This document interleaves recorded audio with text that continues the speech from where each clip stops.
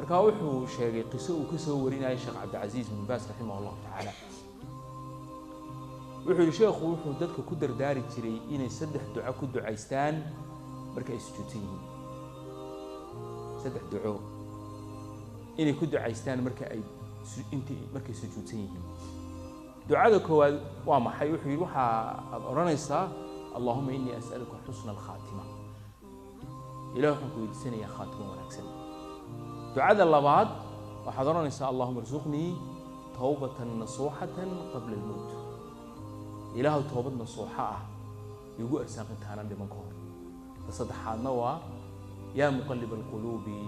thabbit qalbi ala dinik ilaaha qulubta gagadiyo qalbigayga diintaada ku sugan markaan u fiirsaday saddexdan duco ikhwaani waa saddex duco oo aad iyo aad u muhiim ah nolosheenana si laxaad leh oo qoto dheer u taabanaya sababtu waxay tahay waxa intuba ay ku dulmeeraysanayaan arrin kaliya oo ah inaad adduunyadan ka hayaanto oo ka tagto adigoo Ilaahay subhanahu wa ta'ala xaq ku waafajiyay adigoo Ilaahay subhanahu wa ta'ala uu ka raali yahay gaayada qofka bila aadmigi uu nool yahay qofka muslimkii waa taawiya maanta ikhwaani adduunyadan fitankeegi waa farabatay waxa batay arrimaha la isku haysto بين المسلمين dhexdeeda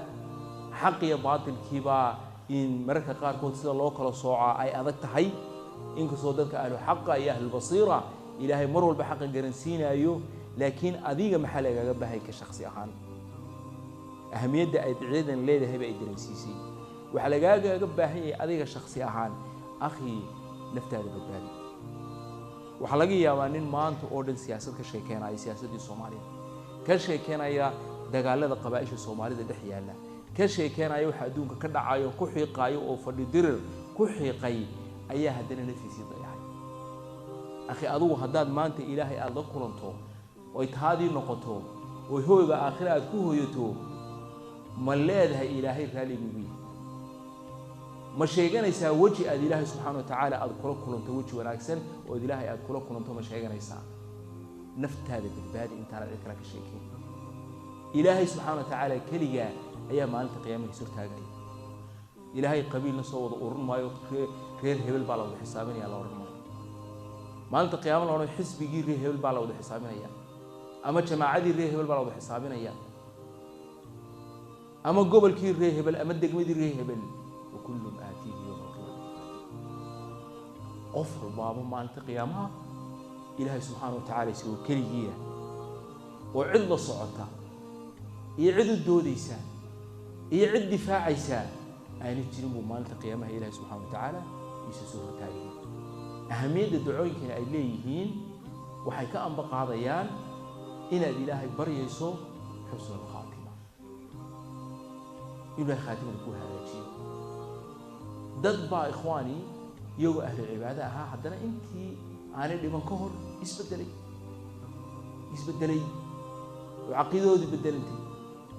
أو إن عبادة دي أي بدلنتي أو سنه كله حضي دد بأشرا مظالم تسكيل إن تدخل ظلميان لكن قبل الموت مظالم بدن كل عي اللهم نسألك حسن الخاتمة يا إخواني دد با نفط أي كب حدي يوم سجود سن دد با نفط كب حدي يدو كتابك إلهي أخريه وهو فريه dad bay naftu ka baxday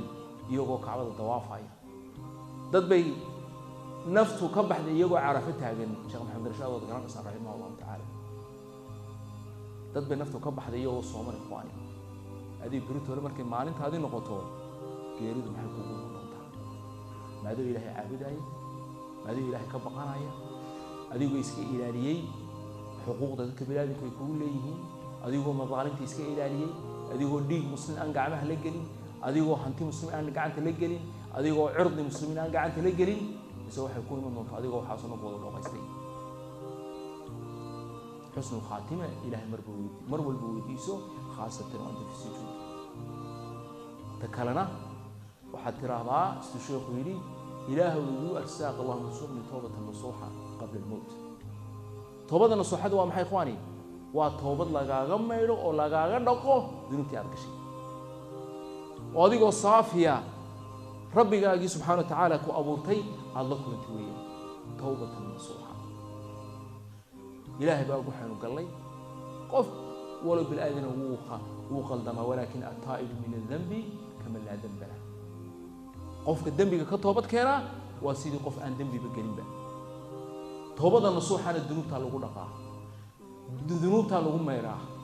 سيئاتك أيا لغو ميراه وحليل إله أنت آنا لمن إيجيريدو آنا إيمان يقولك آخرة آنا كو أرورين إله توبة أي وافجي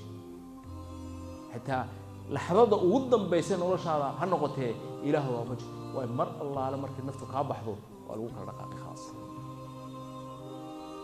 تكان كاجو ولا حري سوق كاجو ولا حري عمل صالح حد بمجره اللهم دي أعماشا حسنات كوغا يكون صعون أيام أنت محيط ولي إلا حتى اللي بشهادة كدي مساج كان تذكير سوا كاملة حواليها المحل العادة أقولني أيها كاملة قولي هذا قونت أقول استباع كاملة إن عيل بيا أو ضدك أدوق ضيبا كاملة ولد صالحة وهو سدعني أيها كاملة لكن أعماشي أدو أد إسهانت أو سميني سي ولوكرتي تكلنا ويا مقلب القلوب ثبت قلبي على دينك إله قلوبك قديو قلبي الدين هذا تصل سلف كوي حورن جرين إياك فإن دين الله واحد إياك والتلون فإن دين الله واحد تجروا له نقول تجروا له صوت قنا تجروا له نقول هيش بدلين معلم با يعني سيد الدبيشة حقاقة دين إلهي كجا إيمان دين إلهي هو مد هيش بدلين ثبات كوي دين إلهي واحد شريف حمان واركيسي ما أنت هناك واركي دين إلهي سبب شو سنة شريف سنة واركيسي ما أنت بدعه واركي دين إلهي وامد سنة دني سبب شو نسأل الله عز وجل إنه دمانتهم بحسن خاتم اللي وارساقه إنه توبتنا صحيح اللي وارساقه إن دين تيسنا إنه وصغه إنه مسلمين ومؤمنين